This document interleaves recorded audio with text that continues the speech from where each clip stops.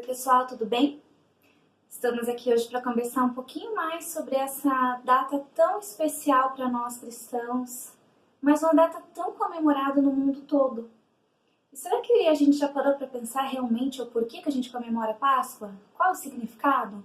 Por que a gente se reúne em família? Por que a gente se presenteia? Por que a gente dá presente, chocolate? Por que quando fala em Páscoa, meu primeiro pensamento é que chocolate que vai ter de novo esse ano? O que vai ter de novidade? Então, quando a gente se debruça à luz da palavra, nós temos esclarecimento de tudo. E é isso que eu gostaria de fazer com vocês hoje, um pouquinho, nesse tempo precioso que a gente vai conversar.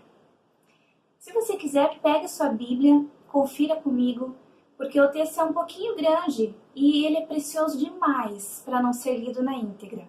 Então eu gostaria de ler com vocês o texto que está lá em Êxodo 12, capítulo 1. Está escrito assim: O Senhor disse a Moisés e a Arão no Egito: Este deverá ser o primeiro mês do ano para vocês.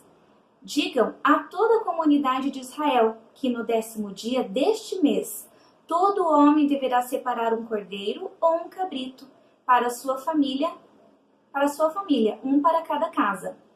Se uma família for pequena demais para um animal inteiro, deve dividi-lo com o seu vizinho mais próximo, conforme o número de pessoas e conforme o que cada um puder comer. O animal escolhido será macho de 1 ano, sem defeito, e pode ser cordeiro ou cabrito. Guardem-no até o 14º dia do mês, quando toda a comunidade de Israel irá sacrificá-lo ao pôr do sol. Passem então um pouco de sangue nas laterais e nas vigas superiores das portas das casas, nas quais vocês comerão o animal. Naquela mesma noite, comerão a carne assada no fogo, com ervas amargas e pão sem fermento. Não comam a carne crua, nem cozida em água, mas assada no fogo, cabeça, pernas e vísceras. Não deixem sobrar nada pela manhã. Caso isso aconteça, queimem o restante.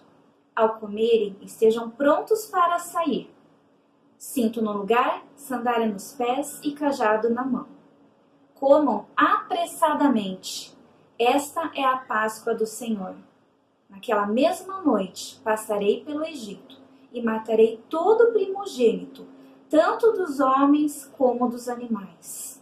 E executarei juízo sobre todos os deuses do Egito. Eu sou o Senhor.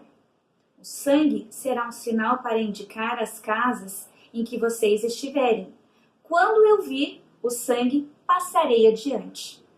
A praga da destruição não os atingirá quando eu ferir o Egito.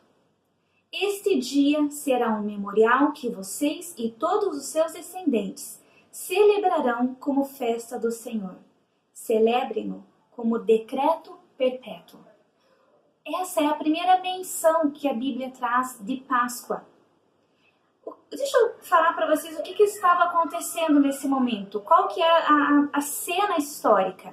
O povo de Israel estava no Egito como escravo, servindo de escravo para Faraó e para os egípcios. E Deus veio como libertando o povo, trouxe Moisés para libertar o povo e começou a trazer todas as pragas para que Faraó amolecesse o coração dele e liberasse o povo. E Faraó, com o coração endurecido, ele não liberava o povo.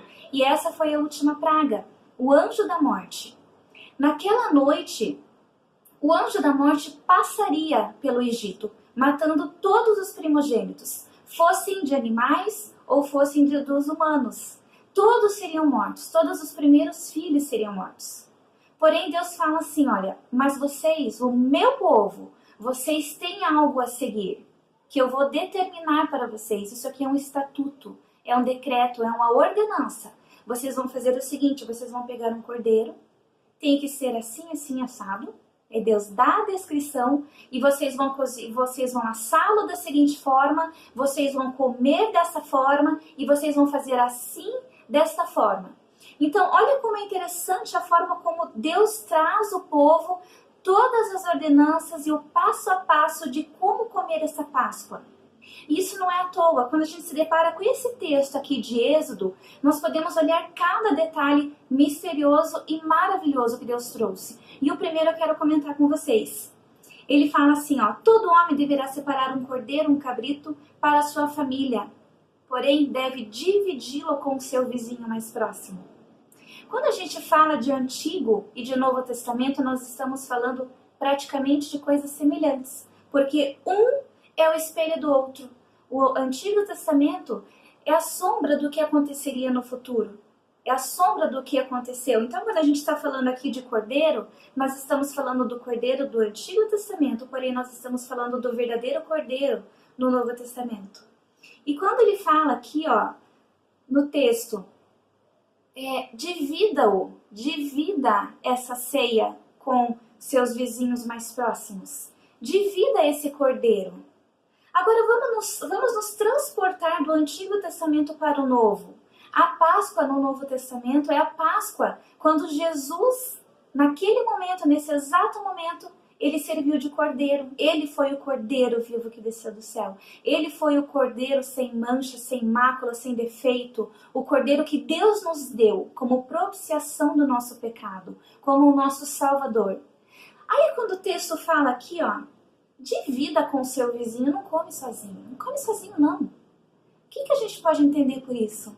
O nosso cordeiro santo, o nosso cordeiro sem mancha, sem mácula, sem defeito, sem pecado, eu não preciso e não devo comer sozinho. Você não deve comê-lo sozinho. O que significa isso? Não aproveite a tua salvação sozinho. Você deve dividi-lo. Estava lá em Êxodo. Aqui já falou, não come sozinho. Não fica só na sua família comemorando essa Páscoa. Come com os seus vizinhos, divida com os seus vizinhos. Eles precisam comer dessa carne. Eles precisam comer e experimentar desse cordeiro. Eles precisam experimentar do que é esse cordeiro vivo. Mas não para aí. Ainda ele fala assim, ó. Passe um pouco desse sangue vertido do cordeiro, passe nas laterais e nas vigas superiores das portas das casas, nas quais vocês comerão esse animal. Olha quanta ênfase nesse animal. Parecia que era a festa do animal, né? De tanto que é falado sobre o animal. A Bíblia inteira fala desse animal chamado cordeiro. A Bíblia é a história inteira, do começo ao fim. Ela fala sobre o cordeiro, ela fala sobre Jesus. Então aqui no Antigo Testamento, quando falava-se do cordeiro, nós podemos nos transportar para o Novo Testamento e falar do mesmo cordeiro. Tinha que estar aparente esse sangue. Esse sangue tinha que ser visto. E não era para ser colocado do lado de dentro da porta. Nas vigas, nos umbrais da porta do lado de dentro, para que ninguém veja. Não!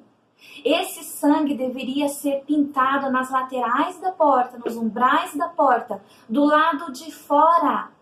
Olha que maravilhoso isso. Você consegue entender aquilo que a Bíblia está falando? A Bíblia está falando o seguinte: o sangue do cordeiro que desceu do céu, o verdadeiro cordeiro, ele foi derramado por mim, ele foi derramado por você. Não é à toa. Esse sangue a gente tem que pegar ele e passar nos umbrais das portas. O que é passar nos umbrais das portas para que todos vejam? Não somente no meu coração, mas o mundo precisa ver. O mundo precisa olhar para o meu rosto, para o meu corpo e ver que tem o sangue do cordeiro. E ver que aqui está pintado. Está pintada a minha cara com o sangue do cordeiro. Você está pintado com o sangue do cordeiro. Quando alguém está pintado com o sangue do cordeiro, você não precisa nem falar nada. A pessoa olhou para você, bateu o olho e falou: nossa, tem algo diferente. Tem algo pintado nessa vida. Tem o sangue do cordeiro pintado. E é do lado de fora. As pessoas precisam saber. Elas precisam ver. Vamos seguir um pouquinho. É maravilhoso esse texto. Não deixem sobrar nada dessa carne. Nada. Não deixem sobrar nada. O que a gente fala para as nossas crianças quando a gente coloca uma comida no prato? Menino, não desperdice. Coma tudo. Não deixa sobrar nada. Isso custa dinheiro. Quando a gente está comprando comida, a gente está gastando dinheiro. Isso custou. Criança, coma tudo. Não desperdice. Aí Deus fala assim: meus queridos, meus filhos, não deixem sobrar nada. Não desperdicem a carne do cordeiro. Ela valeu muito. Foi o filho dele que desceu do céu e se deu como sacrifício vivo por nós. Para que a gente coma um pedacinho e fale assim, tá bom. Não, coma tudo. Não deixe sobrar nada. Divida com os teus vizinhos. Se sacie o quanto você puder comer. A Bíblia fala, coma o quanto você puder comer dessa carne. E não deixe sobrar, porque ela é valiosa demais. Olha quanta coisa que traz lá em Êxodo, nas ordenanças que Deus nos deu. E não para só aí. Ela fala assim, a palavra de Deus. Ao comerem, estejam prontos para sair, cinto no lugar, sandália nos pés e cajado na mão. Comam apressadamente. Esta é a Páscoa do Senhor. O que isso quer dizer? Já viu isso? A gente comer apressadamente, com sapato nos pés, com cinto no lugar, com cajado na mão, quase que comendo em pé. Por que isso? No Antigo Testamento era porque eles estavam prontos para sair. Eles estavam prontos para ser livres. Quando o anjo da morte passasse e matasse os filhos dos egípcios, eles estavam prontos para partir. Tudo estava arrumado, tudo estava no lugar. E nós, Novo Testamento, nós estamos escrevendo o Novo Testamento ainda. Nós fazemos parte dessa história. E Deus fala assim para nós, ei, comam desta Páscoa. Comam e dividam com os seus amigos, com os seus parentes, com os seus vizinhos mais próximos. Não deixe sobrar nada dessa carne. Coma tudo até se fartar. E esteja pronto para sair. Calce seus pés com os sapatos. Cinjam os seus lombos com o cinto. Coloque o cajado na mão. Se eu for falar sobre cada um desses itens, esse vídeo vai durar 40 minutos, que era o que eu queria. Quem sabe numa outra oportunidade, mas estejam prontos. Prontos com a preparação do Evangelho. Sabe como que a gente se apronta? Sabe como que nós colocamos roupas, sapatos, cintos e cajado? Aqui. Esse é o nosso guarda-roupa. Essa palavra de Deus é o nosso guarda-roupa. Ela nos prepara. Ela nos deixa pronto. Por que pronto? Porque ele fala assim, eu fui, mas eu volto. Eu volto buscar vocês. E quem não estiver pronto, quem não estiver com a roupa que eu ordenei, com os sapatos, com o cinto, com o cajado, com a roupa, você não vai poder ir comigo. E eu fiz tanto por você. Eu fiz tanto por você. E você deixou desperdiçar a minha carne, você não comeu tudo. Coma tudo e esteja pronto. Vá até o guarda-roupa que eu te dei. Coloque vestes de justiça. Calce seus pés com o Evangelho. Coloque o cinto na sua cintura. É isso que eu te peço, porque eu fiz bastante por você e foi valioso. Cada gota de sangue. Essa Páscoa foi valiosa. Páscoa significa passagem. Passagem no Antigo Testamento do anjo da morte pelos umbrais das portas, por cima do sangue. O sangue estava protegendo. O sangue será um sinal para indicar a casa em que vocês estiverem. Quando eu vir o sangue, passarei adiante. Eu passarei por cima desse sangue. A morte, querido, não pode te atacar. A doença não pode chegar até a sua casa para ficar. Nada pode te atacar, nada, nenhuma morte pode te atacar. Se esse sangue estiver nos umbrais da sua porta, se esse sangue estiver aparente, se o anjo da morte olhar para você e falar, opa, ali eu não posso, está coberto de sangue. Essa é a Páscoa. Essa é a Páscoa. A Páscoa que naquele momento foi amarga. No momento que eles estavam comemorando Páscoa no Egito, eles comeram ervas amargas para se lembrar do tempo de escravidão, para se lembrar do tempo que eles passaram fome no Egito, do tempo que eles tinham comida escassa, do tempo que eles não podiam ficar em família e aproveitar, do tempo de escravidão, eles comeram ervas amargas para lembrar. E comeram o cordeiro para se lembrar que Ele nos trouxe a salvação, que Ele traria a salvação naquele momento. Então, meus queridos, a última parte desse texto, ela fala assim, ó: celebrem-no como decreto perpétuo. Façam essa festa ao Senhor. A Bíblia nos traz essa ordenança. É uma ordenança. E lá no Novo Testamento, qual foi o dia que Deus escolheu para que o filho dele fosse morto? Na Páscoa. Como eu falei, isso daqui, Velho Testamento, Antigo Testamento, era sombra do que aconteceria no Novo Testamento. Lá no Novo Testamento, o verdadeiro Cordeiro, o Cordeiro vivo que desceu do céu, esse sim sem mancha, sem mácula, esse sim verteu o sangue dele na Páscoa. Ele escolheu essa data, porque aconteceu no Antigo Testamento, aconteceu também no Novo, de forma real, de forma eterna. Esse Cordeiro que morreu no Antigo Testamento morria e não era eterno. O Cordeiro que morreu no Novo Testamento é um Cordeiro vivo, eterno.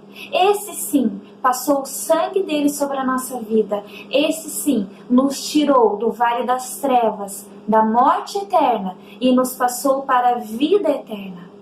Para a vida com festa, a vida eterna com ele.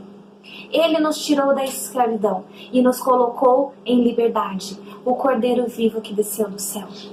Então, meu querido, pegue esse texto, releia, leia com a sua família, fale sobre essa Páscoa, sobre o primeiro decreto da Páscoa que Deus nos deu, sobre a Páscoa real, que foi quando o nosso Cordeiro desceu do céu e morreu por nós. Cobriu, ele arrancou o nosso pecado, ele cobriu a nossa vida com o sangue dele, com o sangue do Cordeiro. Essa é a Páscoa, essa é a passagem, essa é a passagem. Jesus é a nossa passagem. O único mediador entre Deus e o homem é Jesus. Essa é a verdadeira Páscoa. Aproveite esse dia, aproveite esse final de semana, aproveite a palavra de Deus, porque ela sim, ela nos traz a verdadeira e real Páscoa, a verdadeira e real passagem da nossa vida para a nossa vida eterna. Fique com Deus. Aproveite essa Páscoa, uma feliz Páscoa para vocês.